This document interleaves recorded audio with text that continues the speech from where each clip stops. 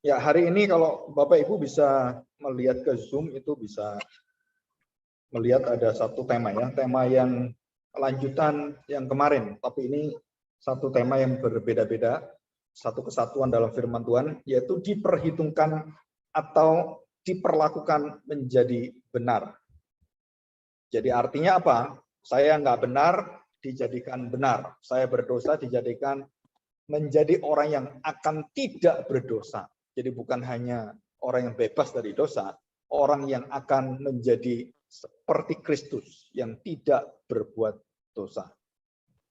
Jadi status kita itu akan diubahkan menjadi orang-orang yang tidak akan lagi berbuat dosa, tidak dikuasai oleh dosa. Ya, jadi nanti di surga kita tidak akan ada kemungkinan untuk jatuh dalam dosa. Karena Kristus yang sudah memberikan karyanya kepada kita, dan kita akan pelajari ini. Diperhitungkan dan diperlakukan menjadi benar. Nah, saudara, di dalam kitab Roma, pasal 4 dan 5 khususnya, itu pasal yang berkaitan dengan pembenaran. Nah, kita belajar pasal yang keempat ya. Pasal keempat itu tentang Abraham dibenarkan melalui dan oleh iman. Jadi bukan karena perbuatan, bukan karena pekerjaan dia, pekerjaan Abraham, bukan. Tapi karena semata-mata karena iman. Dan dia melihat kepada Kristus. Pak, kau tahu melihat Kristus? Saudara baca dalam Ibrani 11 dan 12, Abraham melihat Kristus yang melambai-lambai. Jadi Abraham itu sudah melihat anaknya sendiri. Jadi Kristus itu adalah anak keturunan dari siapa? Abraham. Kristus itu siapa? Anak keturunan dari Daud. Kristus itu siapa? Anak keturunan dari Adam. Jadi Adam dengan imannya melihat Kristus, Nuh melihat Kristus, Abraham melihat Kristus, Isa, Yakub, dan seluruh bangsa Israel itu melihat kepada Kristus. Jadi saudara, kadang-kadang kita nggak sadar bahwa Tuhan Yesus itu bukan orang Arab, bukan orang Indonesia. Dia adalah orang Israel, orang Yahudi. Karena keturunan dari suku dari Yakub, 12 anaknya. Jadi tidak ada dikatakan bahwa peluang bagi orang-orang lain yang menyatakan Yesus itu adalah dari bangsa mereka.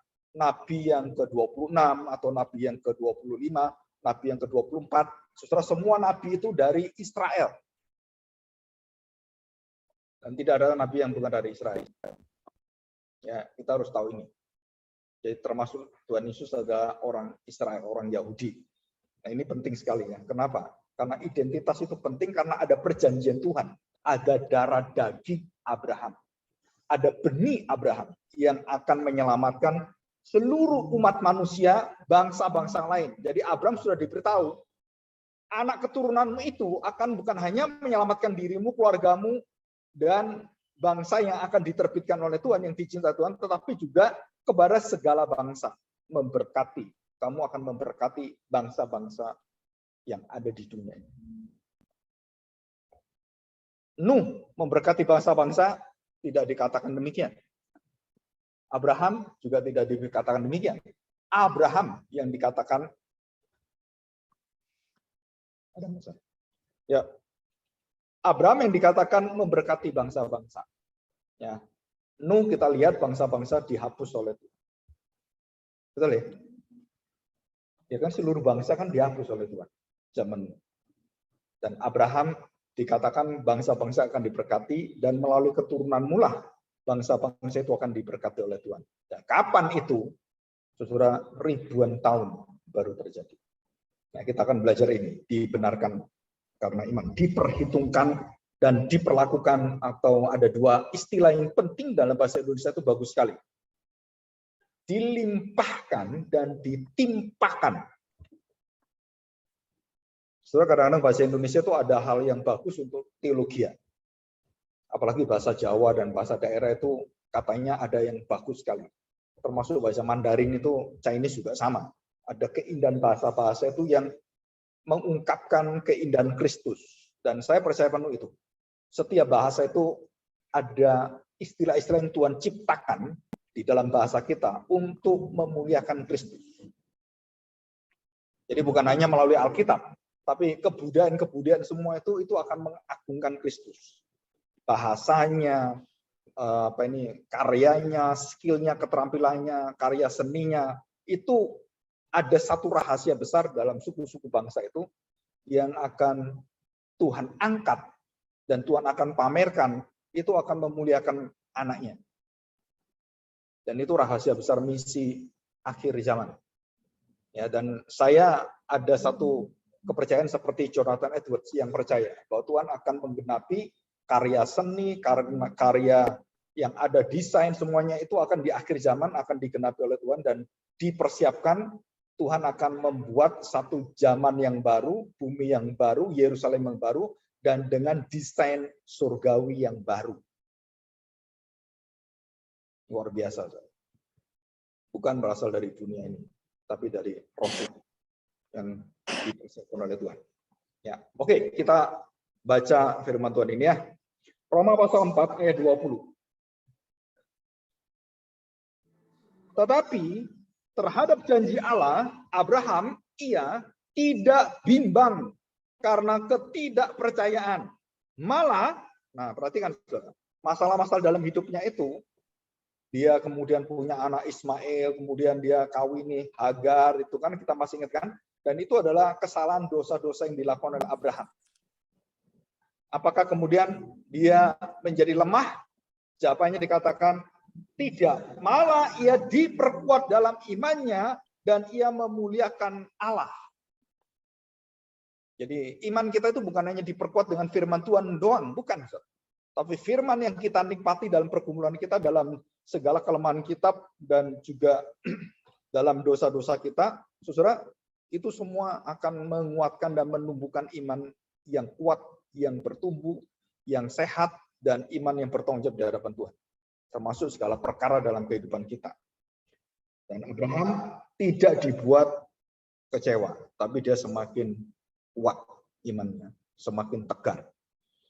Nah, saudara, kita tidak akan dikalahkan dengan kondisi zaman, kondisi rintangan, halangan dalam pergumulan hidup kita. Dan semua pergumulan hidup kita itu akan semakin menegaskan, menguatkan kita. Ya, asal kita percaya tentang karya Tuhan. Kalau nggak percaya, nggak bisa. Ya, saya lanjutkan. Demikian bunyi firman Tuhan. Dengan penuh keyakinan bahwa Allah berkuasa untuk melaksanakan apa yang telah dijanjikan. Jadi kenapa Abraham taat? Bawalah Ishak, persembahkan pada saya, bunuhlah dia. Abraham taat. Kenapa? Karena dia tahu Allah bisa menggenapi janjinya. Anakku mati. Ini kan anak satu-satunya anak perjanjian. Kalau dia mati, kan berarti sudah nggak ada lagi Mesias. Karena mati. Kenapa Tuhan minta saya bunuh anak perjanjian?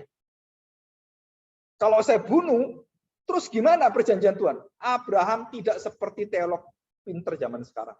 Yang otak-atiknya ngawur-ngawur. Abraham tidak berdebat dengan Tuhan tentang bagaimana teologi pilihan Allah, bagaimana teologi pembenaran Allah, nggak ada itu. Iman Abraham itu taat. Nggak debat-debat seperti itu. Ambillah anakmu Ishak, persembahkan padaku. Ya Tuhan. Apakah Abraham nggak ada pergumulan? Saya percaya ada. Tapi dia taat.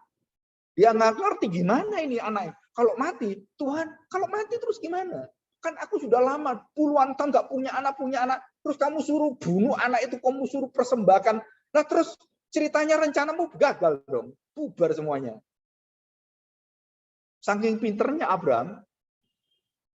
Ini Abraham yang zaman sekarang kan, teolog-teolog zaman sekarang itu kan. Hamba-hamba Tuhan zaman sekarang yang sok pinter itu. Dan mengatakan, loh kalau gitu gimana Tuhan? Abraham tidak berkata apapun. Dia berdiam dan dia taat. Walaupun pikirannya kemana-mana, ya pokoknya dia tahunya, ini kan perintah Tuhan, jalan. Nah, imannya Abraham inilah, yang sepenuhnya percaya pada Tuhan inilah, yang diperhitungkan sebagai kebenaran. Apa kebenarannya? Saya percaya pada Tuhan, nah, itulah kebenarannya. Iman sejati adalah menerima yang Tuhan berikan pada kita. Yang Tuhan terima, saya terima. Apa yang Tuhan berikan, saya terima. Saya percaya. Walaupun gak masuk akal, walaupun gak peduli saya percaya. Nah, itu iman yang menyelamatkan. Bukan, wah kalau saya lakukan Tuhan lihat ya. Kalau saya bisa, nah Tuhan hormati saya. Gak ada itu. Ya, tidak ada tempat bermegah dalam iman dan tidak ada tempat berpamer di dalam gereja dan pelayanan Tuhan. Saudara, gereja Tuhan itu tidak boleh pamer. Oh, kita punya gedung besar, kita punya pekerjaan misi yang luar biasa. Nggak ada. Saudara, dalam satu kalimat, saudara saya tanya, satu kali saja, Abraham pamer, dia jatuh. Ada satu raja yang selama hidupnya nggak pernah pamer, taat pada Tuhan, mengandalkan Tuhan. Dan pada masa jaya, puncak kejayaannya, dia kemudian pamer. Hitung tentara. Dan Tuhan katakan, dosa kekejian Daud. Bukan berzina, bukan bunuh orang. Dosa kekejian itu. Dosa apa? Meletakkan Tuhan diganti dengan kekuatan manusia. Dengan tentara. Dengan jaminan dari kerajaannya. Wah, bangga tentara saya. Wah, berlaksa-laksa. Dan tidak ada orang bisa kalahkan saya. Hitung tentaranya berapa.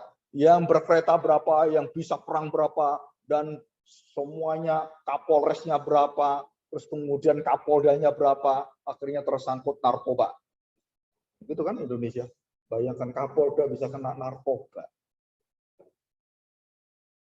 Dan Daud membanggakan semua. Dikumpulkan di istana. Seperti Jokowi sekarang mengumpulkan semua. Dan marahi semuanya. Pola hidup kalian. Pola hidup yang mewah. Dan kamu akan diadili oleh masyarakat. Dan sudah diperingatkan. Kenapa? Karena akan dilakukan hukuman yang tidak berkompromi lagi. Saudara, ke depan Indonesia akan menerapkan hukuman, mungkin akan terjadi hukuman mati untuk koruptor. Dan ini lagi digodok supaya jerah. Dan itu. Jadi bukan karena itu ya. Oke, kita lanjutkan sekarang. Kita masuk. Nah, saudara, kita lihat di sini. Ayat yang ke-22 saya ulangi. Karena itu hal ini diperhitungkan kepadanya sebagai kebenaran. Kata-kata ini yaitu hal ini diperhitungkan. Itu logizomai. Dianggap, diperlakukan, dan bukan dipertimbangkan, tetapi yang ditetapkan sebenarnya. Lebih ke arah itu, secara hukum, legal. Jadi diperlakukan, dijadikan.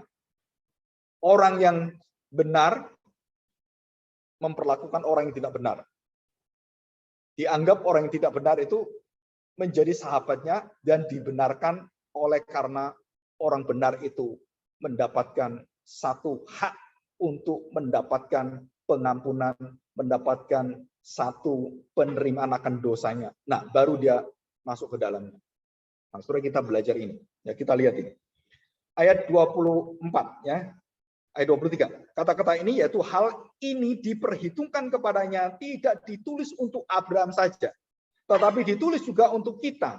Sebab kepada kita pun Allah memperhitungkannya karena kita percaya kepada Dia yang telah membangkitkan Yesus Tuhan kita dari antara orang mati, yaitu Bapa. Yaitu Yesus yang telah diserahkan karena pelanggaran kita dan dibangkitkan karena pembenaran kita. Nah, kita belajar sini. Nah, saudara, minggu yang lalu kita belajar tentang kebenaran-pembenaran, yaitu di kayu suni. Bagaimana kita dibenarkan bukan karena karya kita, bukan karena kita diselamatkan, bukan karena kita bisa taat, karena kita bisa melakukan kebaikan-kebaikan, tapi karena Kristuslah yang dilihat oleh Bapa. Kebenaran Kristuslah yang ditanamkan, diberikan pada kita, dilimpahkan pada kita. Nah, kita belajar sekarang lebih ke arah mengapa saya bisa dilimpahi. Saya bisa diperhitungkan, saya bisa diperlakukan sebagai orang baik. Kok bisa? Nah, ini pertanyaannya. Mengapa bisa? Sorry, dalam bahasa Inggrisnya itu imputed, bukan implanted atau infused. Ya, bukan itu. Atau imparted, yang seperti orang-orang impartasikan firman Tuhan gitu kan. Banyak kan kita dengar orang-orang bikin aneh-aneh, rema. Nah, terus kemudian impartasikan roh saya. Sebenarnya itu pekerjaan-pekerjaan yang sebenarnya melanggar banyak kebenaran firman Tuhan. Yang bisa mengimpartasikan roh Allah itu hanya Allah. Dan tidak boleh ada manusia yang bisa memberikan rohnya ke orang lain. Nggak ada. Tapi kita banyak mendengarkan, mengimpartasikan. Saudara, di dalam Alkitab itu hanya Allah. Allah mengambil roh daripada Musa dibagikan pada 70 tua-tua. Allah mengambil roh daripada Elia diberikan pada Elisa. Nah itu semua Allah. Elia sendiri nggak bisa, saudara. Tapi sekarang ini orang bisa membagikan seperti itu. Kayak kacang goreng gitu. Saudara, itu semua melanggar dari firman Tuhan. Jadi kalau bisa setiap kali kita mendengar firman Tuhan, atau ajaran-ajaran yang seperti itu, saudara, kita harus ngecek kembali firman Tuhan. Ini dasar firman Tuhan? Enggak. Ayo coba. Pak, Bapak ngomong situ ada dasar firman Tuhannya enggak? Diimpartasikan apa? Ada enggak? Ngajar tentang rema. Rema itu apa, Pak? Coba Bapak lihat di dalam Alkitab. Coba lihat di kamus teologi. Rema itu apa? Bisa baca saudara di sana. Terus kemudian dengar orang-orang ngomong seperti itu. Kita bingung, kok lain ya? Ajaran firman Tuhan teologianya kok lain? Loh ini kok oh ini ngomongnya beda, berarti salah. Tapi karena udah kebiasaan di gereja ngomong gitu, akhirnya semua orang, ya kita harus dapatkan remanya dong. Gitu. Ini pernah saya bahas di beberapa tahun yang lalu tentang rema. Ya, saya nggak bahas di sini. Oke, kita lihat sekarang. Arti kata imputed itu mulai timbul setelah ada perdebatan tentang kristologi ya, dalam sejarah gereja. Kenapa? Nah, yang diperdebatkan itu adalah apakah itu seperti Roma Katolik atau seperti kepercayaan orang-orang Kristen pada umumnya bahwa kebenaran Kristus itu hanya dimasukkan dan kita kemudian bisa memakai kebenaran menjadi kebenaran saya dengan kekuatan saya bisa dibenarkan di hadapan Tuhan. Nah, saudara, jawabannya adalah tidak.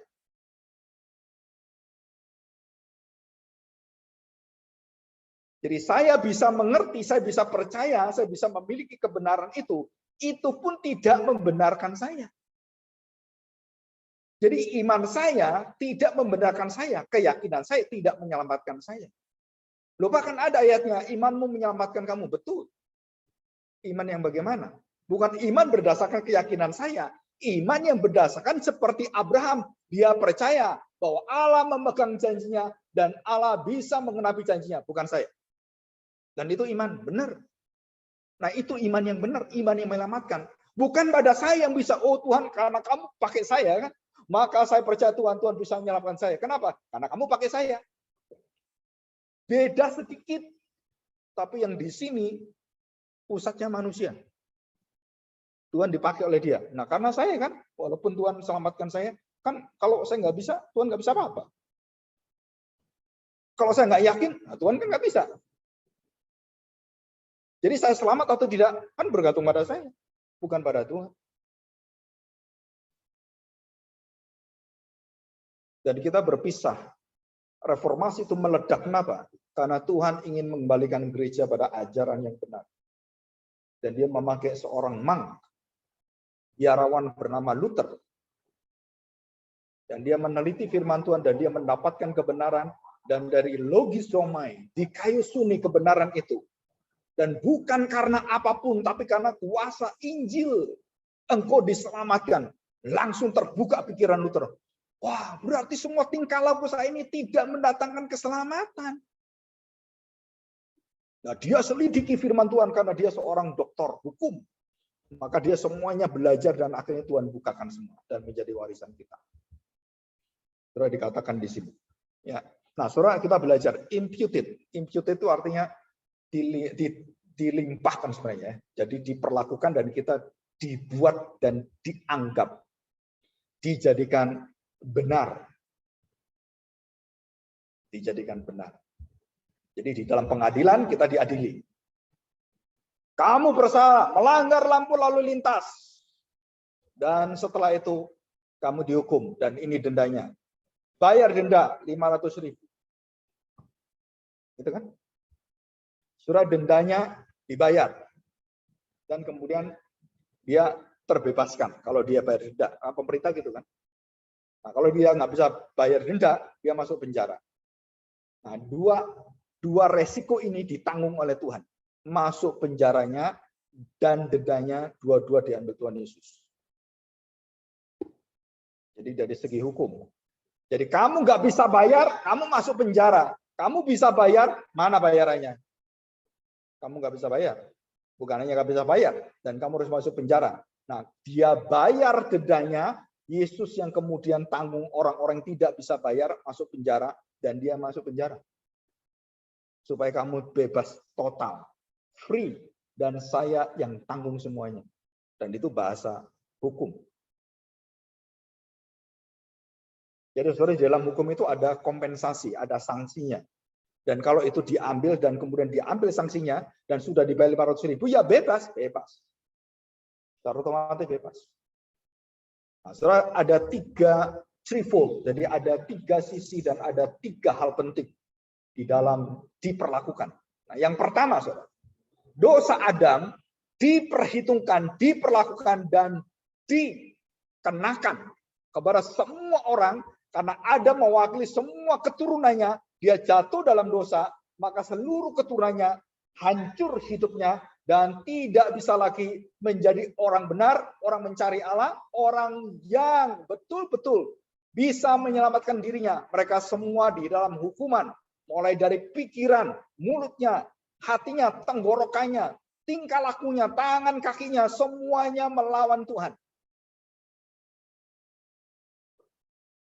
Jadi dosa Adam ditimpakan kepada kita, semua umatnya, dan kita nggak bisa apa-apa. Kenapa? Karena Adam menjadi wakil manusia. Jadi Adam berdosa, seluruh manusia jatuh dalam dosa. Loh Pak, saya belum berbuat, saya belum ada. Kok saya sudah berdosa? Karena kamu keturunan dari Adam. Dan itu perjanjian Tuhan dengan Adam. Dan kita nggak bisa membantah ini. Dan ini tidak ada dalam ajaran-ajaran di luar kekristenan. Perjanjian Adam dengan Allah. Sudah lihat di kepercayaan agama semua nggak ada ini. Kenapa kitab kita perjanjian lama, perjanjian baru? Saudara ngerti nggak? Kitab kita ada 2 kan? Perjanjian lama, perjanjian baru. Kenapa perjanjian? Dan tidak ada kitab suci orang punya seperti itu, nggak ada. Karena Allah tidak ada ikatan dengan mereka. Dan hanya di dalam firman Tuhan, Allah mengikatkan diri dengan manusia, dengan Adam, dan kemudian membebaskannya dengan Adam kedua, Adam terakhir, Adam yang baru, yaitu Yesus Kristus. Manusia yang baru. Dari manusia Yesus Kristus, akhirnya diciptakan bumi yang baru, langit yang baru, bait Allah yang baru, dan semua yang baru. Itu di dalam Kristus. Di dalam Adam hancur semuanya, manusia hancur, alam semesta hancur semua, nggak bisa lagi onak duri, kita kerja setengah mati dan kita tidak bisa lagi berteman satu sama lain, semua saling curiga, semua saling mengkritik dan tidak ada. Indonesia lebih parah. Udah presidennya baik seperti itu, tetap aja caci maki. Nggak ada satu orang nggak mencaci maki orang. Saudara sadar baik-baik. Kita tiap hari itu kadang-kadang mikir apa? Mikir kebenaran, membangun orang, atau menunjuk-nunjuk orang tiap hari kita. Coba kita pikir. Filipi pasal 4 katakan, semua yang benar, semua yang indah, semua yang adil, semua yang baik. Itu kan? Yang kita pikir apa? Dasar lu. Gitu kan? Orang itu enaknya sendiri ya. Jadi kita ini dipenuhi dengan apa? Yang jelek, yang dengkol, jengkel. Itu di otak kita seperti itu. Padahal firman Tuhan katakan, enggak, kamu itu manusia baru penuh dengan apa? Kesabaran, sukacita dari waduh, orang menjengkelkan membuat kita sabar. Wah, puji Tuhan, Tuhan kasih orang kayak gini. Luar biasa Tuhan. Sabar Tuhan. Puji Tuhan. Kan gitu harusnya. Kita enggak, saudara. Kenapa? Ya itu tadi, karena Adam jatuh dalam dosa, naturnya, sifatnya, dosanya itu selalu menyeleweng dan selalu berbeda dengan kekudusan Tuhan. Dan itulah manusia. Sampai kapan? Sampai akhir zaman. Bangsa Israel mulai dari adanya bangsa Israel, dari Yakub dan kemudian bangsa Israel. Sebelum Abraham kan belum ada itu kan? Yakub bangsa Israel. Dari bangsa Israel, Yakub punya anak, mulai dari keturunan yang Yusuf itu, di Mesir, saudara harus ingat ini. Dari Yusuf Mesir sampai ke Tuhan Yesus. kira-kira berapa tahun? Dari Mesir sampai ke Tuhan Yesus. 1000 tahun lebih. Kira-kira 1500 tahun. Saya tanya, saudara, apakah bangsa Israel itu kemudian bisa taat? Bangsa pilihan, bangsa diberkati Tuhan, bangsa yang dipimpin Tuhan, bangsa yang diberikan nabi-nabi, bangsa yang diberikan hakim-hakim, bangsa yang diberikan raja-raja, diberikan imam-imam, diberikan semua diberikan oleh Tuhan, dan segala mujizat yang luar biasa dilimpahkan. Terus mereka taat pada Tuhan? No. Mereka melawan Tuhan, bersungut-sungut, tuntut Tuhan terus. Bukan setahun, saudara.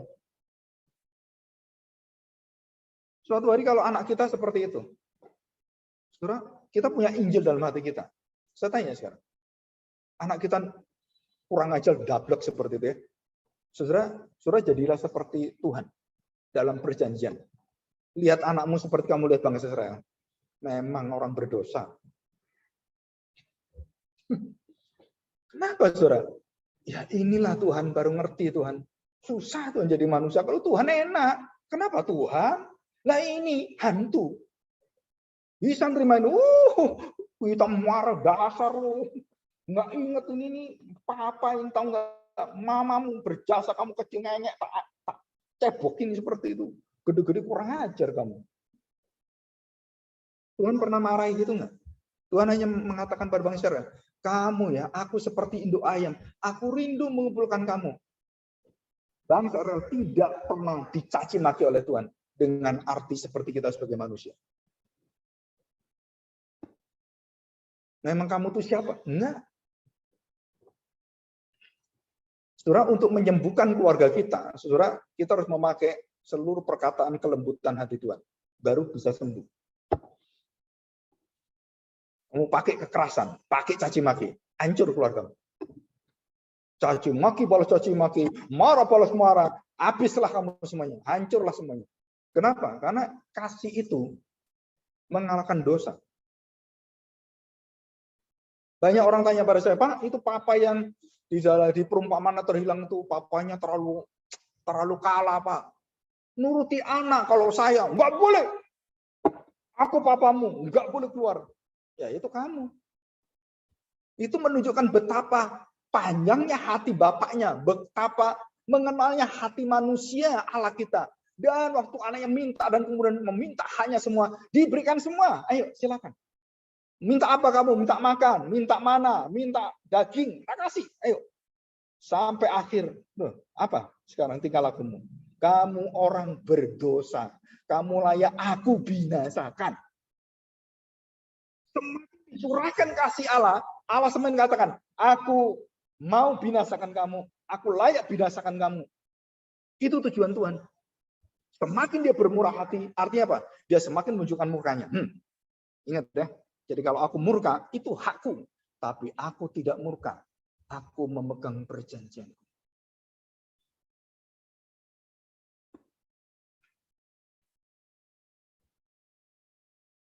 Betapa hebatnya Injil itu. Betapa hebatnya hati Bapa itu. Betapa hebatnya Yesus yang dicaci maki, disalib, digantung. Ya Bapa, ampunilah. Apa ada orang seperti itu? Coba kita teliti diri kita sendiri. Waktu bertengkar dengan orang, bermusuhan orang. Saudara pikir ada Kristus nggak dalam hati saya? Saudara, kita jengkel dulu, setannya dulu keluar, betul nggak? Muka setan dulu keluar kita. Wah, aku kok, apalagi kalau kita punya kedudukan, punya keterampilan, wah dipuja orang, saudara, muka kita itu menunjukkan kemuliaan setan. Bukan Tuhan.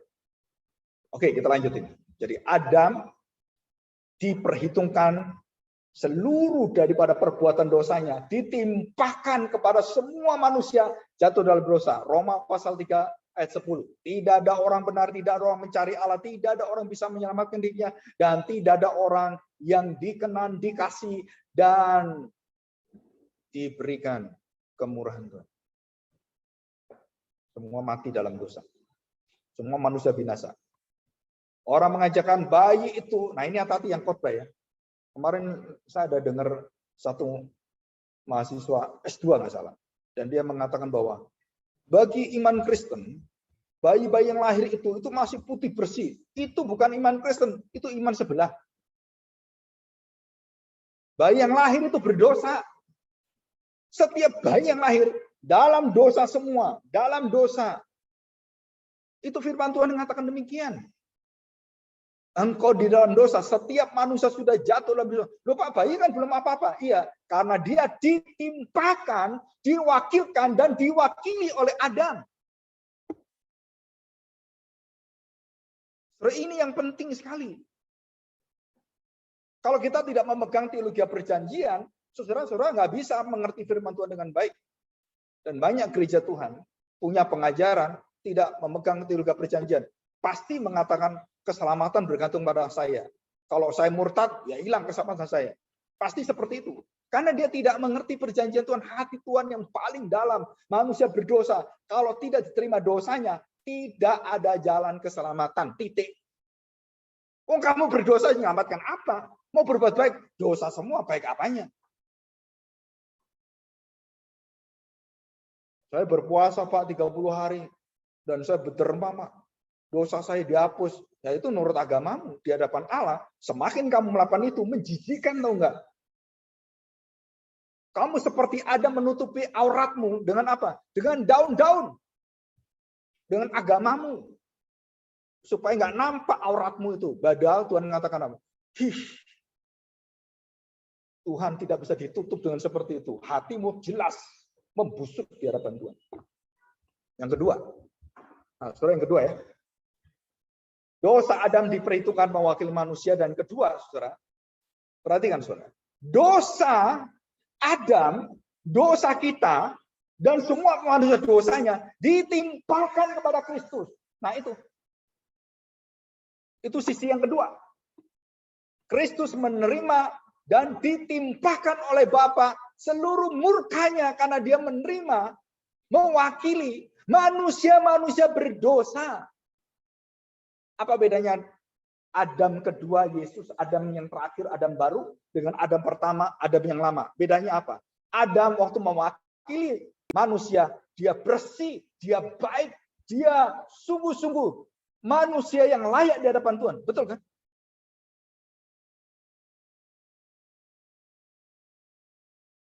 Dan dia jatuh dalam dosa. Kristus juga sama. Dia lahir dengan satu kebersihan, Adam dengan Kristus sama-sama lahir tanpa dosa. Betul, Ustaz? Adam diciptakan ada dosanya nggak? No sin. Nggak ada dosanya. Yesus lahir ada dosanya? Nggak ada dosanya. Yesus diuji, Adam juga diuji. Sama-sama diuji, sama-sama manusianya.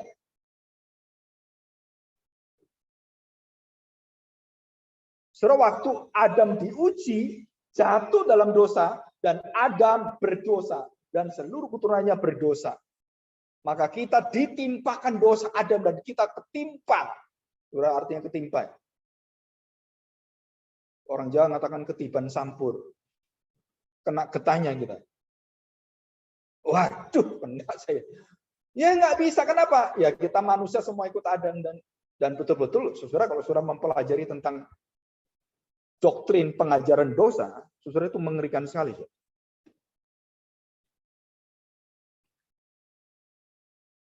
Banyak orang tidak berpikir serius tentang dosa.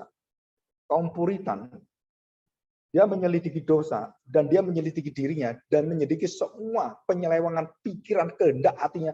Dia tahu semuanya. Ini dosa. Ini dosa. Begitu mengerikan. Maka orang-orang pure mind, purify, yang ingin benar di hadapan Allah, saudara, itu orang-orang yang tahu tentang kekotoran sedikit pun, itu artinya murninya hilang. Saudara, kenapa gereja kita namanya Puritan? Bukan ikut-ikutan. Kita mau hidup benar-benar dalam kemurnian Kristus, bukan kemurnian kita. Jadi kemurnian Kristus itu bisa melihat dosa-dosa seluruh pikiran kita yang nggak benar, itu tahu semuanya. Dan kita minta kepekaan dari Roh Kudus, dari firman Tuhan, dan kita belajar firman Tuhan tiap minggu, tiap Kamis, tiap Sabtu, saudara, untuk supaya kita mengerti, menyaring, supaya dosa sekecil apapun itu kita kenal dan kita tahu, betapa kita harus bergantung pada Tuhan. Nah, itu tujuannya. Jadi dosa Adam ditimpakan pada manusia, dan dosa Adam yang ditimpakan pada manusia dan ditimpakan pada Kristus.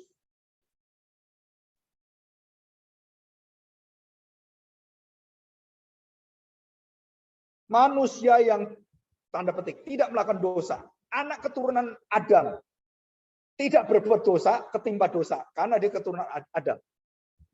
Kenapa Tuhan berikan kesempatan untuk bisa bertobat? Saudara, karena Tuhan merancang hidup manusia yang bisa dibelas kasihani Tuhan. Tuhan menciptakan malaikat. Tuhan tidak menciptakan malaikat bisa dibelas kasihani Tuhan. Karena dia tidak bisa berdosa. Berdosa sekali, tidak ada belas kasihan. Masuk dalam hukuman, masuk neraka. Itu malaikat. Hanya manusia yang diciptakan dengan nafasnya, dengan gambar rupanya.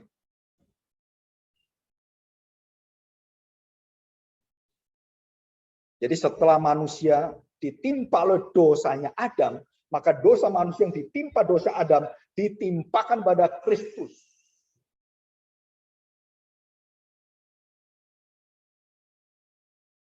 Mewakili semua manusia menjadi Adam kedua, supaya manusia diselamatkan. Dan setelah itu apa, saudara? Dalam firman Tuhan dikatakan, perhatikan saudara ya, ayat yang 24. Tetapi ditulis juga untuk kita kepada kita pun Allah memperhitungkannya, kebenarannya, karena kita percaya kepada Dia yang telah membangkitkan Yesus, Tuhan kita dari antara orang mati, yaitu Yesus yang telah diserahkan karena pelanggaran kita dan dibangkitkan karena pembenaran kita. Jadi di sini kita melihat waktu Yesus menerima segala dosa kita dan ditimpakan kemudian selama hidupnya, tidak ada satu orang pun yang pernah menerima dosa manusia dengan sempurna. Dosa, ucapan, pikiran, hati, perasaan, rencana, kejahatan, semua total ditimpakan pada dia. Mulai dari dosa dan kebencian masyarakat, rundingan para pemimpin agama, dan dosa negara, pemerintahan Romawi, semua lengkap. Dan hanya satu manusia bisa terima ini. Yang bernama Yesus Kristus. Tuhan Juru Selamat kita.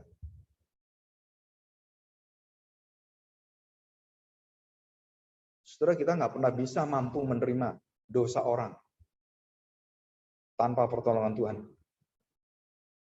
Kita orang penuh egois. Kita gampang luka hati. Kita gampang kayak orang itu barang yang gampang pecah, gampang sobek. Itu jiwa kita. Tetapi waktu kita mengenal Kristus, saudara bayangkan, saudara, dari sejak dia bayi, dia nggak ngerti tanda petik sebagai manusia, nggak ngerti apa-apa. Sudah dimusuhi seorang raja yang besar, yang hebat, dan diperintahkan bunuh dia. Dari bayi, saudara. Tuhan kita itu dibenci, dicaci maki, dihina, dan mau dibunuh itu sejak dia ada di dunia ini sampai dia mati, penuh dengan rencana kejahatan manusia. Sepanjang hidupnya, Yesaya mengatakan manusia yang penuh dengan penderitaan.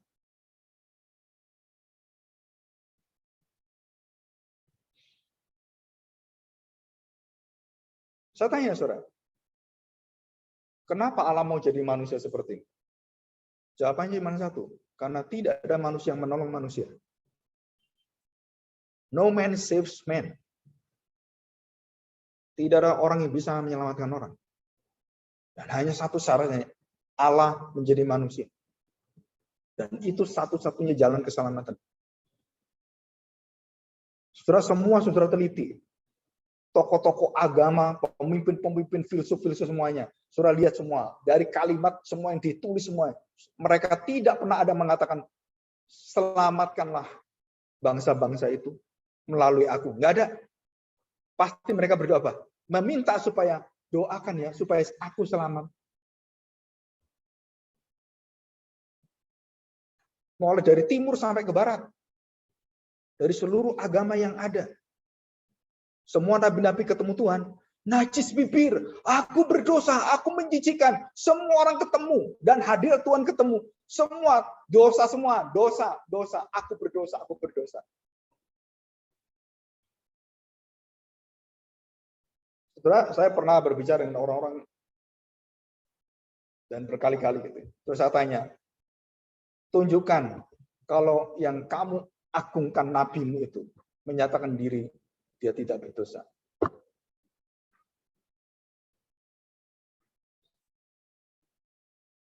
Dan dia tidak pernah melakukan kesalahan apapun. Pak, saya percaya nabi saya itu tidak berbuat dosa apapun. Bahkan dosa-dosa dilakukan jadi bersih semuanya. Ini kaitan juga ini. Jadi kalau dia bunuh orang itu, oh itu bukan dosa. Karena dia nabi Tuhan. Jadi dia melakukan kebenaran. Jadi dosanya itu dibenarkan. Kenapa? Karena dia mau benarkan nabinya. Terus saya beritahu, siapakah yang tidak pernah berbuat dosa yang benar? Ada nggak manusia seperti itu? Dan waktu dia mengatakan, ya nabi saya Pak. Jadi nabimu Tuhan ya. Jadi Tuhan yang jadi nabi, nah itu bisa menyelamatkan kamu. Kalau nabimu tidak berdosa, itu artinya dia akan setara dengan Tuhan. Kalau dia setara dengan Tuhan, nah kenapa kamu nggak percaya pada Tuhan Yesus saya? Hah? Kamu percaya bahwa kita mengada-ngada, masa Allah jadi manusia. Sekarang kamu menjadikan manusia jadi Allah. Kenapa? Karena dia tidak berdosa. Dia melakukan kejahatan, kawin dengan orang banyak. Tidak berdosa dia, karena dia nabi. Saya tanya, kamu ngangkat nabimu jadi Tuhan. Kenapa nabi saya yang betul-betul tidak ada berdosanya, dan dia adalah Tuhan sejati, kamu nggak mengakui, sedangkan kamu akui seperti ini. Saudara, orang kalau normal, wajar, bermoral, dan berintelektual dengan baik dan benar, saudara, itu pasti nuraninya diusik oleh firman Tuhan, dan dia akhirnya sadar. Saudara. Iya ya. Berarti kita butuh orang benar ya. Tapi siapa yang orang benar? Cari orang benar, nggak ada yang benar. Terus siapa?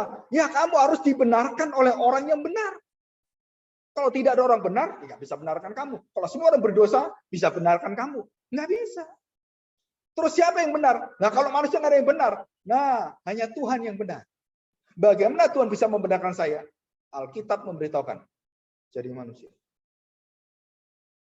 Bukan kamu menjadikan manusia jadi Tuhan supaya dibenarkan, tapi Allah menjadi manusia. Nah itu jalannya dari surga ke bumi, kembali ke surga. Semua agama sudah membalikkan cara ini. Hampir semua agama. Bahkan dalam konsep, saudara tahu, dewa-dewa, manusia bisa jadi dewa, dan dewa pun bisa jadi manusia. Kenapa? Apa sebabnya dewa jadi manusia? Saudara tahu? Allah itu jadi manusia, apa sebabnya? Karena berdosa. Karena ingin kawin dengan cewek bumi.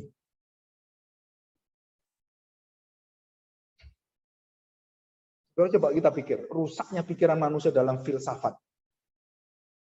Allah yang kudus itu akhirnya berzina dengan manusia, akhirnya kealahannya hilang. Sudah begitu mengerikannya. Sampai kadang-kadang itu film The Last Temptation of Christ itu, Tuhan Yesus itu gendaan, atau gendaan? Nggak tahu. Selingkuhan dengan Maria Magdalena. The Last Temptation of Christ. Berzina dengan Maria Magdalena. Coba itu cintanya Maria Magdalena. Orang yang pertama cari Tuhan Yesus yang paling dia cintai siapa? Maria Magdalena. Dia sendiri datang ke kubur. Dan agama lain mengatakan, itu loh istrinya Tuhan Yesus. Surah hubungan yang begitu indah, orang berdosa diselamatkan. Kemudian dirusak dengan agama, dirusak dengan orang-orang yang tidak percaya tentang firman Tuhan. Surah dijadikan menjijikan seperti itu.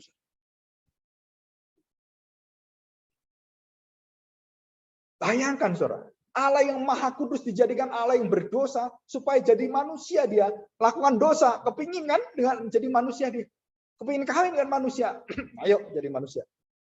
Jadi setengah dewa dia, ya, bukan albumnya Ahmad Dhani, setengah dewa gitu. Dan setengah dewa akhirnya menjadi seperempat dewa. Nggak ada seperdelapan gitu kan, akhirnya jadi manusia dia. Sudah jadi manusia, dia kemudian baik, dia kemudian jadi setengah dewa lagi dia. Baik lagi, jadi, nah sore itu adalah cara berpikir. Bagaimana kita melihat semua kebenaran-kebenaran keselamatan itu dan cara-cara manusia sangat-sangat bodoh dan tidak masuk akal. Jadi orang dunia melihat kita, agama Kristen nggak masuk akal. Masa Tuhannya dikutuk seperti itu, telanjang, malu-maluin. Saya dulu setiap Jumatan, saudara tahu, saya kan sekolah negeri dari SD, SMP, SMA, sampai akhirnya kelas 2 SMA saya harus pindah ke swasta. Kenapa? Berantem melulu. Kenapa berantem? Karena Tuhan Yesus itu tambah lama tambah dihina, caci maki bisa-bisa. Akhirnya saya tambah lama tambah punya kekuatan, tambah bisa berantem, tak gebui kamu. Berantem, saudara. Sampai akhirnya dikeluarin. Kamu nggak bisa keluar kamu. Kepala sekolahnya keluarin saya. Daripada kamu digebukin orang banyak, nanti mati di sini, udah kamu keluar aja. Suruh cari sekolah. Kelas 2 tengah-tengah saya pindah. Nah, saudara coba kita bayangkan. Mengapa kebenaran-kebenaran yang sangat indah, Injil itu, sulit diterima oleh semua agama itu? Kenapa, saudara? Saudara, di sini intinya. Mereka ingin menjadikan manusia itu seagung Allah. Dan Allah itu rendah seperti manusia berdosa. Dengan cara kita ibadah, itu sudah menunjukkan Allah itu bukan atau Allah yang sejati. Contoh, ya, kita ibadah. Wah, kalau kita pakai baju bagus ya, Tuhan tuh lihat kita, aduh Tuhan pasti senang. Nah, itu agama. Dan hampir semua ibadah Kristen, kalau kita teliti, semua adalah agama. Saudara, Tuhan melihat apa? Hatimu. Kamu datang ke sini bukan karena apa-apa, tapi kamu betul-betul tahu. Ada hadirat Allah, ada firman Tuhan, ada pujian di sana. Saya mau mengenal Tuhan, saya mau hadirat Tuhan. Dan saya menikmati hadirat. Nah, itu baru benar. Oh, kenapa? Oh, karena ada teman saya. Oh, karena ini pendetanya lucu. Oh, karena ini kerjanya bagus. Oh, ini ada musik klasiknya. Itu agama. Gereja-gereja agama, dan kita jangan mendidik diri kita dan keluarga kita menjadi gereja beragama. Dan kita tidak akan bisa melihat kebenaran Allah dalam diri kita. Kenapa? Karena pola hidup kita, pola hidup agama. Dan selalu kita harus didik diri kita sendiri dan juga orang-orang, khususnya kalau saya pendeta, ya jemaat saya didik. Jangan melihat selain hati di hadapan Allah. Dan itu merupakan satu kekuatan ibadah Kristen di dalam roh dan kebenaran. Bukan karena, oh ini pacar saya, oh ini saya senang dengan ini, oh saya, bukan. Tapi betul-betul karena kita tahu kita orang berdosa, kita melihat hadirat Allah, bukan masalah tempatnya, bukan, tapi masalah hatinya. Barulah kita menjadi gereja yang benar. Nah, saudara, kita masuk yang ketiga. Setelah Kristus menerima, ditimpahkan keberdosaan kita, dan kita menerima penimpaan dosa Adam pada kita, dan kemudian kita, dosa Adam dan dosa kita ditimpahkan pada Kristus. Dan Kristus mengambil itu semua dengan kekuatan ketaatannya, dengan kebenarannya, dengan hati yang sungguh-sungguh tunduk pada Tuhan, dan dia tidak melakukan apapun, dan dia hanya mengandalkan Bapaknya, dan dia kemudian mati. Nah, dengan matinya Kristus, matilah seluruh dosa-dosamu. Bangkitlah kebenaran yang akan membenarkan kamu. Kenapa Yesus harus mati? Mati menunjukkan apa? Satu upacara baptisan kudus. Kamu harus mati. Manusia lama harus mati. Dosamu mati. Kutukan mati. Maut mati. Yang mematikan manusia. Maut itu dimatikan dengan kematian Kristus. Dan tidak ada orang bisa melakukan itu kecuali Tuhan Yesus. Bagaimana kematian itu bisa mati? Dia matikan kematian itu. Dan Kristus mati. Untuk apa? Menyalibkan semua dosa kita. Dan dibawa dan masukkan dalam tanah. Dipendam. Dan dikubur. Mati di sana. Dan dia bangkit. Nah, firman Tuhan mengatakan apa? Perhatikan, saudara. Yaitu Yesus yang telah diserahkan karena pelanggaran kita dan dibangkitkan karena apa? Ini firman Tuhan ya. Di kayu suni. Karena pembangkitan kita, pembenaran kita. Kenapa Yesus bangkit? Saudara, supaya kamu memiliki kebenaran. Dan banyak orang Kristen menerima bahwa dia dosanya ditimpakan pada Kristus. Oh benar Tuhan, Engkau menebus dosaku. Puji Tuhan, aku percaya padamu, Engkau mati bagi saya. Paulus katakan, coba kita baca. Ya. 1 Korintus 15 ayat 14 dan 17. Perhatikan. Saya bacakan ya. 1 Korintus pasal 15 ayat 13. Kalau tidak ada kebangkitan orang mati, maka Kristus juga tidak dibangkitkan. Tetapi andai kata, seumpama ya, andai kata Kristus tidak dibangkitkan, maka sia-sialah pemberitaan kami dan sia-sialah juga imanmu. Ayat yang ke-17. Dan jika Kristus tidak dibangkitkan, diulangi, maka sia-sialah kepercayaan kamu dan kamu masih hidup dalam dosamu. Dan inilah banyak orang Kristen yang seperti ini. Apa? Kekurangan sisi yang ketiga. Apa itu? Ditimpakan, bukan ditimpakan. Dilimpahkannya kebangkitan, kebenaran, dan pembenaran Kristus kepada kita semua. Untuk apa? Kita hidup bukan karena dosa. Kita melek bukan karena kebebalan hati kita. Tapi karena kelembutan hati Tuhan, karena kebaikan Tuhan, karena kasih Tuhan, mata kita melihat. Wah, luar biasa. Dan kita berjalan di dalam ketaatan Kristus yang menjadi ketaatan saya. Jadi setiap hari kita berjalan taat itu bukan karena kamu yang taat, bukan. Tapi karena Kristus yang mati bagi kamu dan membangkitkan kebenaran dan memberikan kebenaran dan kamu belajar bersama dengan dia, kamu jatuh, bangkit lagi dan kamu dijamin oleh Tuhan dan Tuhan katakan apa? Aku menyertai kamu sampai selama-lamanya. Iman.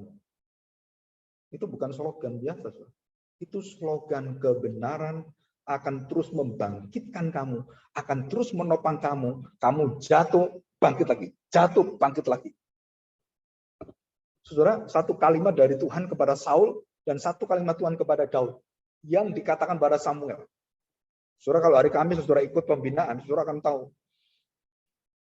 Kamis dan hari Sabtu. Saudara kalau ikut, saudara lebih tajam berpikir tentang firman Tuhan. Tuhan katakan kepada Saul, aku sudah undur dari dia, rohku sudah tidak ada pada dia, dan aku sudah tinggalkan dia, karena dia meninggalkan aku sudah buang dia. Tetapi kepada Daud waktu jatuh dalam dosa, aku Allahnya, aku mengasihi dia, aku mengikat janji dengan dia. Dan itu bedanya. Saul tidak ada perjanjian, Daud ada perjanjian dengan Tuhan. Jatuh dalam dosa, tanpa perjanjian, tanpa kasih Allah, tanpa roh Tuhan. Karena roh perjanjian adalah roh Tuhan. Saudara, waktu Saul jatuh dalam dosa, dia tidak bisa balik kepada Tuhan. Karena tidak ada kasih Allah. Tidak ada kesetiaan Allah. Dan tidak mungkin dia bisa balik. Dan dia melawan Tuhan. Dan dia tinggalkan Tuhan. Dia kemudian mencari roh-roh peramal. Dan kemudian dia meninggalkan Tuhan. Daud dalam dosanya. Dia ditegur. Dia dihajar dan dia tahu, dia bertobat dan dia mengatakan pada Tuhan, jangan ambil rohmu dari hidupku. Dan Tuhan katakan pada Daud, aku setia pada engkau. Kalau bukan karena Abraham, Ishak dan Yakub, yang terus engkau ingat dalam perjanjiannya, aku binasakan, buang kamu. Nah, di sini kita melihat, saudara, kenapa ini tanpa ujung kemudian dia tidak pernah mendapatkan satu kekuatan dan tidak dibenarkan oleh Tuhan. Tapi Daud terus dibenarkan oleh Tuhan dalam dosanya, dalam kesulitannya, pergumulannya, dan dosanya bukan kecil, dosanya begitu besar. Salomo apalagi, besar sekali dosanya. Tapi janji Tuhan di atas segala sesuatu. Maka saudara, waktu di dalam tabut perjanjian, kenapa darah Kristus harus menutupi tabut perjanjian dan dicurahkan itu? Karena dosa menutupi segala. Karena darah Kristus menutupi segala dosa kita. Kasih menutupi dosa. Jadi waktu dikatakan dalam suratan Yohanes, kasih menutupi dosa. Di dalam 1 Petrus pasal 4 juga sama. Surat kasih itu adalah bentuk daripada seluruh kekuatan Allah mengalahkan dosa. Dan itu dalam diri kita. Perjanjian kedua. Perjanjian kasih. Perjanjian baru. Kasih yang baru. Perjanjian yang tidak pernah terkalahkan dengan dosa apapun. Dan tidak ada dosa yang bisa mengalahkan kasih Allah. Dan itu kuncinya. Pak, kalau murtad gimana? Enggak ada murtad. Di dalam roh Tuhan tidak ada kemurtadan. Saul murtad karena dia ditarik rohnya oleh Tuhan. Karena kamu tidak dibenarkan. Kamu hanya menjadi orang seperti Yudas, menjadi orang seperti Ananias dan Safira, menjadi orang-orang seperti Bani Korah seperti itu ya. Orang-orang yang ikut di dalam rombongan orang Israel, tapi hatinya melawan Tuhan terus. Dan dia terus bersungut-sungut gak habis-habisnya. Sampai akhirnya mempengaruhi seluruh bangsa Israel. Dan termasuk mempengaruhi Musa, tidak diperbolehkan masuk tanah perjanjian. Setelah itu karena dosa komunal. Kenapa seorang hamba Tuhan itu akhirnya tidak berhasil? Saudara, karena dosa jemaatnya. Yang membuat dia tidak bisa dipakai Tuhan. Tidak dihantar Tuhan masuk tanah perjanjian. Dan Tuhan katakan, aku bersihkan satu generasi. Supaya anak-anak mereka menjadi anak yang bersih. Dipimpin oleh pemimpin yang bersih, yang baru. Yosua dan Kaleb. Nih, masuk tanah perjanjian. Dengan hati yang baru, generasi yang baru, dan semuanya baru. Dan itulah perjanjian baru. Dibawa oleh Tuhan. Jadi kuasa kebangkitan Kristus, kuasa pembenaran Kristus yang diperhitungkan, saudara, itu merupakan satu kunci iman Kristen yang sejati. Kenapa? Tanpa Kristus membenarkan kita, saudara, tidak ada hati menyesal, hati bertobat, hati berbalik, hati berganti, dan hati terus setia kepada Tuhan. Dan itu semua hilang. Kenapa? Karena itu hanya bisa dilakukan dengan karya Kristus. Tanpa karya Kristus, kita tidak akan bisa memiliki hati bisa berbalik. Jadi doakanlah untuk seluruh hidup kita, terutama anak kita, supaya memiliki hati yang baru. Saudara, saya pernah baca riwayat hidup orang-orang teolog-teolog yang sangat diberkati Tuhan, yang dalam rohaninya baik sekali. Saudara perhatikan, ini satu cerita yang kita banyak tahu. Bayangkan, dari sejak kandungan sampai anak itu lahir, sampai dia besar, sampai umur 23 tahun, dia doakan anaknya yang bernama Agustinus. Mamanya bernama Monica. Dia doakan anaknya, sampai anaknya menyeleweng, berbuat gak karu-karuan, berzina gak karu-karuan. Dia doakan terus, dan dia tidak pernah berhenti berdoa, dan tiap hari doa itu didengar oleh Agustinus.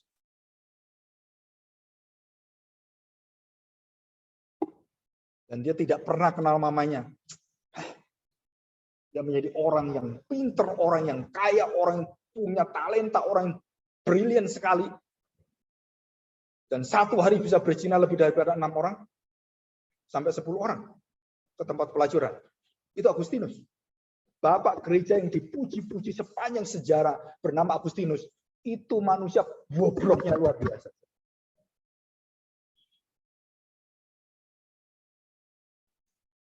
Tokoh-tokoh gereja banyak yang bobrok luar biasa.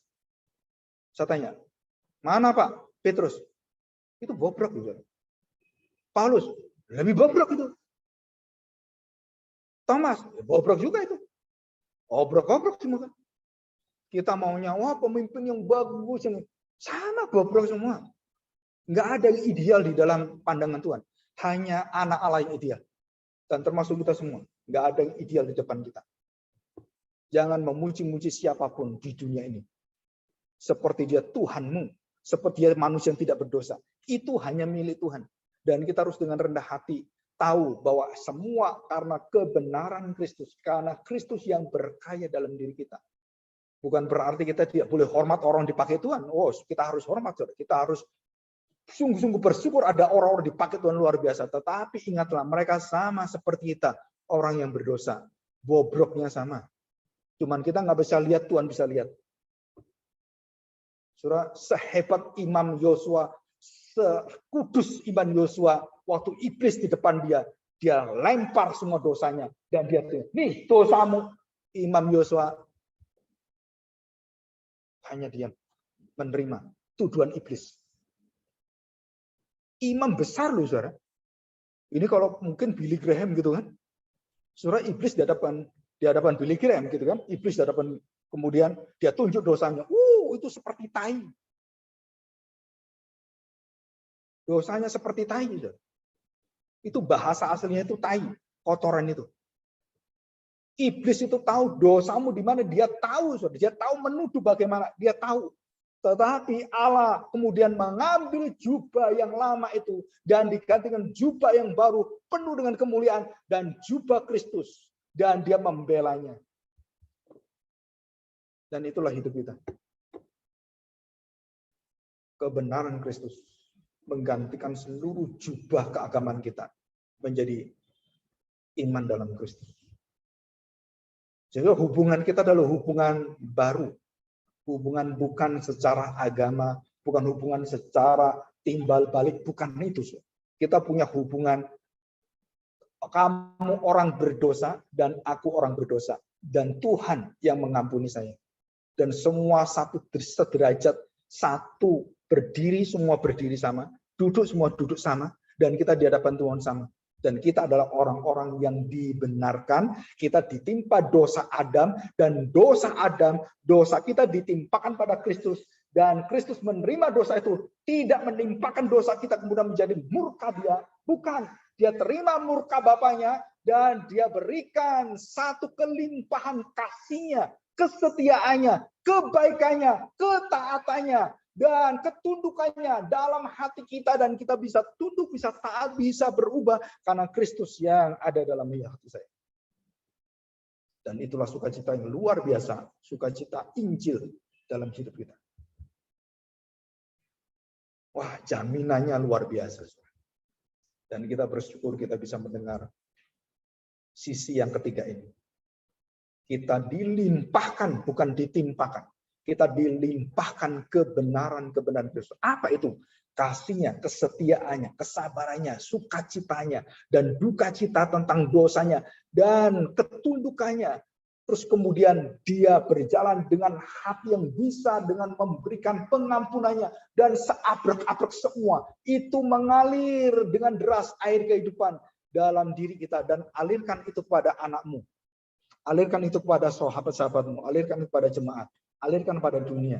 Dunia akan tahu engkau adalah milik Kristus. Selamat. Mari kita masuk dalam doa. Ada satu sukacita yang besar yang kami terima. Kami tahu Tuhan bahwa kami menerima ditimpakan segala kelemahan dosa. Dan dampak dari semua dosa Adam. Dan kami tidak bisa berbuat apa-apa. Kami bukan ditakdirkan, tetapi kami diwakilkan. Dan kami tidak bisa menuntut apapun, karena itu sudah ada perjanjian Tuhan dengan Adam. Tapi pada saat kami melihat satu janji Tuhan, satu Mesias yang akan mengubahkan hidup manusia, yang memberikan satu hati yang baru, dengan perjanjian baru, dengan darah yang tercurah di atas kayu salib. Tubuhnya dipecahkan dalam penderitaan yang luar biasa. Karena dosa-dosa kita ditimpahkan kepada Dia. Pelanggaran kita, kebusukan kita, dan semua kegelapan hati kita menguasai dan diterima oleh Kristus. Dan Dia berteriak kepada Bapaknya, memanggil Bapaknya, Eli, Eli lama sabachthani. Supaya kita tidak menerima teriakan ini lagi di akhir zaman. Kita tidak berteriak seperti Kristus yang mewakili semua manusia dalam dosa. Tapi kami akan memanggil Engkau, Bapa, ya Aba. Bapa surgawi milik kami. Dan Bapa surgawi mengatakan, aku mengasihi Engkau anak-anakku. Karena kebenaran Kristus. Terima kasih Bapa untuk kemuliaan yang besar ini.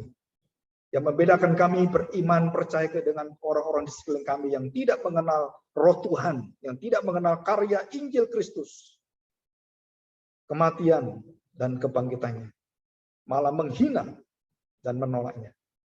Kami sungguh rasakan satu sukacita yang besar di hadapan. Terima kasih Bapak. Kami serahkan doa kami di dalam nama Tuhan kami Yesus Kristus. Amin.